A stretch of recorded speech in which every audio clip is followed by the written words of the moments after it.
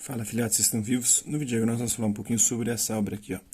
Curso de Parábolas e Páginas Difíceis do Evangelho, da Arquidiocese do Rio de Janeiro, da Escola Mater Ecclesiae, dos cursos por correspondência. Esta obra Agui.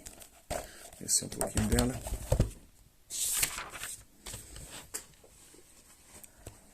Então, caro leitor, em vista da grande demanda de temas bíblicos em nossa escola, resolvemos oferecer aos nossos amigos mais um curso da Sagrada Escritura por correspondência, versando desta vez sobre parábolas e páginas difíceis do Evangelho. As parábolas na série 1 vêm a ser uma rica mina de teologia e espiritualidade. A série 2 abordará textos sobre os quais muitas pessoas têm dúvidas. Elucidando-os, procuraremos manifestar também o seu valor de nutrimento para a espiritualidade. As parábolas foram dispostas de maneira que proporciona ao estudioso uma visão de Deus e do seu plano de salvação. O Senhor aparece assim como o Alfa e o Ômega, o início e o fim, o princípio e o fim, a interpelar o homem peregrino sobre a terra, ora generoso e sábio, ora resistente e insensato diante das propostas do Criador. Eis precisamente o roteiro adotado. Começamos com uma introdução nas parábolas em geral e seu sentido no módulo 1. Seguem-se dois módulos, 2 e 3, sobre a eficácia e a fecundidade da palavra de Deus. Após estes preliminares, voltamos-nos para Deus como o princípio de toda a obra de salvação. Quem que é Ele? É sempre novo e surpreendente no módulo 4 e 5. Põe-se então a pergunta, como responder-lhe? Qual a adequada atitude da criatura diante de Deus no módulo 6 e 8? A conveniente resposta do homem a Deus é a generosidade. Esta, porém, depende de uma tomada de consciência do sentido dos bens temporais. Podem absorver o homem, quem sabe ultrapassá-los é sábio. Quem se deixa prender por eles é insensato. Então, temática desenvolvida nas parábolas dos módulos de 9 a 13. A sabedoria e a insensatez são responsáveis pelo mistério do bem e do mal neste mundo, mistério considerado nas parábolas dos módulos 14 ao 18.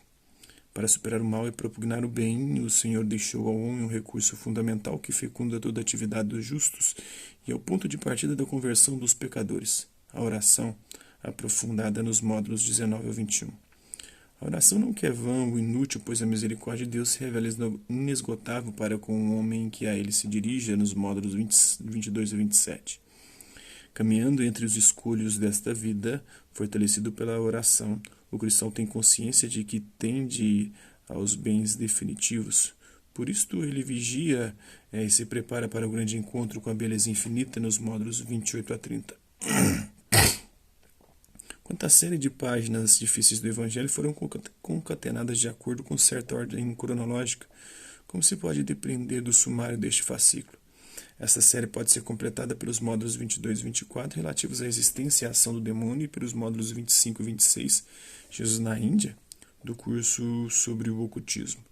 Citamos outros sim os módulos 5 a 8 do nosso curso da Sagrada Escritura por correspondência. Então, prezado cursista, seja muito inspirado e feliz em seus estudos.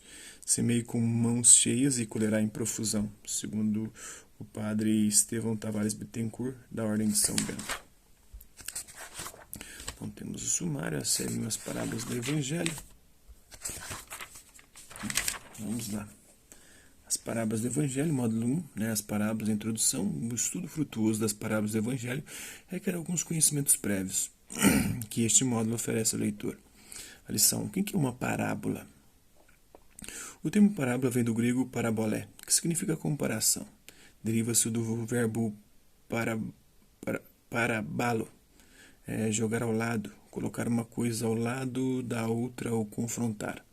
No plano da linguagem comum, significa recorrer a uma imagem ou história sensível para ilustrar uma realidade ou uma verdade de ordem superior.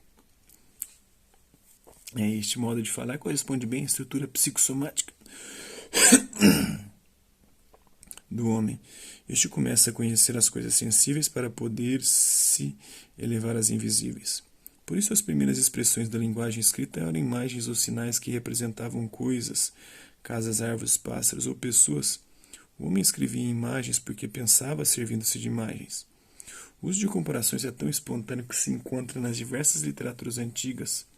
Aristóteles, que morreu em 322 a.C., por exemplo, o filósofo grego, referiu os seguintes dizeres de Sócrates: Não se devem escolher por sorteio os governantes de uma cidade, pois isso seria o mesmo que sortear os atletas para uma competição esportiva ou o timoneiro para a direção de uma nave. Eu falei sobre isso no tema de demarquia, hoje mesmo, né? Tem um Bernheim, acho que Bernheim, o autor que defende a demarquia como isso, né? Como o sorteio dos políticos ou das pessoas que irão decidir sobre os nossos destinos. O próprio Sócrates se comparava a uma parteira que, por suas interrogações mais e mais apuradas, ia provocando o nascimento de conceitos claros na mente dos seus interlocutores. Os rabinos de Israel também recorriam frequentemente a parábolas. Algumas dessas serão citadas quando estudarmos as parábolas do Evangelho.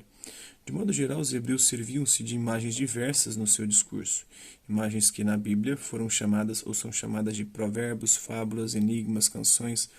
A respeito de Salomão, por exemplo, se diz que proferiu 3.000 provérbios e 1.005 cânticos. Está lá em 1º livro de Reis, capítulo 5, versículo 12. Dos quais vários estão conservados no livro dos provérbios. Observamos as seguintes parábolas do Antigo Testamento. Tem a de Juízes, capítulo 14, versículos 14 e 18, o enigma de Sansão. Temos o 2º livro de Samuel, capítulo 12, versículo 14. Natã conta a Davi a parábola do rico que matou a ovelha do pobre para hospedar um viajante. Tem o 2º livro de Samuel, capítulo 14, versículos 1 a 11, né? A mulher de Tecoa narra ao rei Davi uma história que deve mover o coração do rei.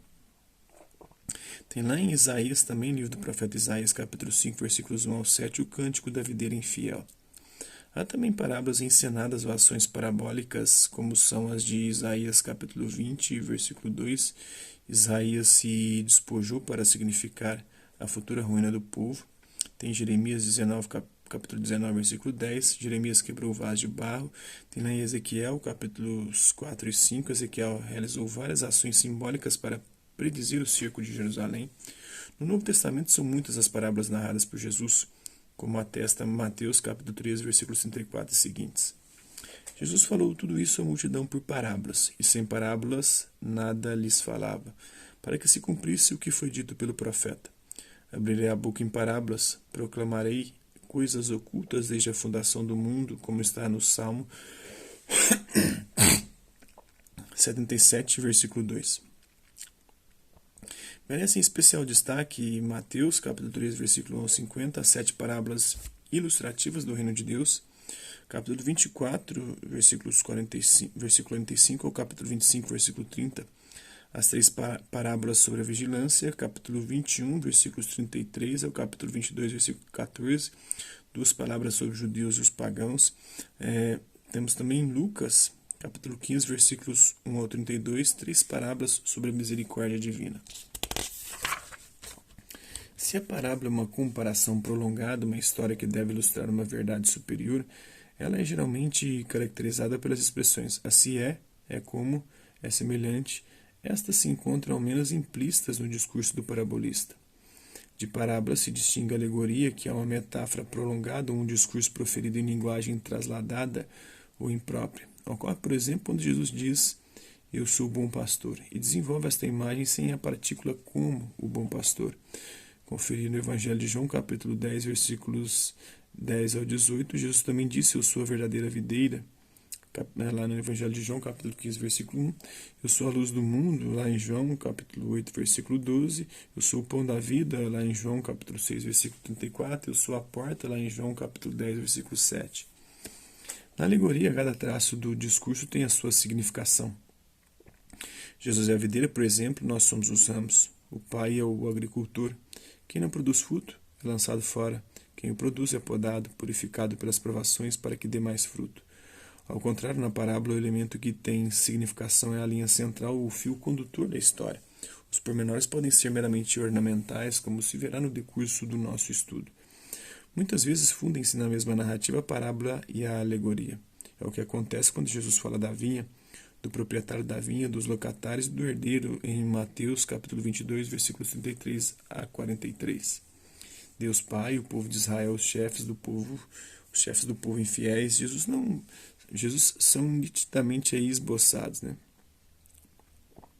Algo de semelhante ocorre na parábola do bom samaritano, lá em Lucas capítulo 10, versículos 29 a 37, que põe em relevo muito claro o Senhor Jesus. Perdão, não vim fazer isso aqui, mas a apostila. Eu espero que vocês tenham gostado do vídeo. Quem curtiu, dá um like. Quem não curtiu, dá um dislike. Quem se interessar pelo conteúdo do canal, é só se inscrever, ativar o sininho e aguardar os próximos vídeos e as próximas notificações. Deixe também seus comentários dizendo o que você tem achado dos vídeos, sugestões de temas e assuntos para serem abordados em vídeos posteriores. E colabore com o nosso canal, compartilhe os nossos vídeos e ajude-nos a chegar ao maior número de pessoas possíveis. Gostaria aqui de agradecer aos 1.193 inscritos no nosso canal. Agradeço também aqueles que por conta de conteúdo outro passam por aqui, deixando sua visualização, seu like, seu dislike, seus comentários, que eles compartilhem nossos vídeos, compartilhem nosso canal, seja aqui nas plataformas do YouTube e outras redes sociais. No mais é isso aí. Hasta la vista, babies. Até a próxima.